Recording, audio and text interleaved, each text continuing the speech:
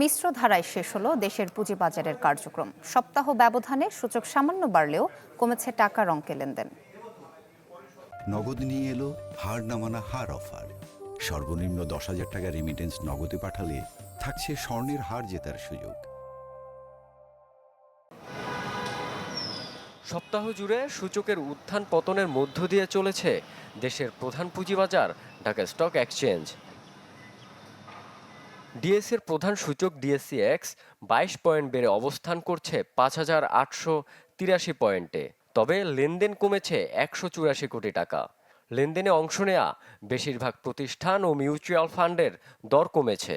ডিএসসিতে দাম বাড়ার শীর্ষে ছিল Tunghai knitting and dyeing limited, GBB power limited, Nurani dyeing and sweater limited, Sena insurance PLC, NRBC bank PLC.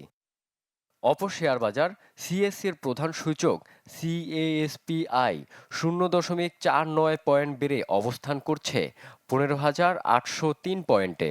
সিএসসিতে লেনদেনে অংশ নেয়া 329 প্রতিষ্ঠান ও মিউচুয়াল ফান্ডের মধ্যে দর কমেছে 162টির, বেড়েছে 145টির, আর অপরিবর্তিত ছিল 22টির দর। যদিও সপ্তাহ জুড়ে দাপট দেখিয়েছে জেট ক্যাটাগরির দুর্বল প্রতিষ্ঠানগুলো। রনক মাহমুদ সৌরভ, চ্যানেল 24, ঢাকা।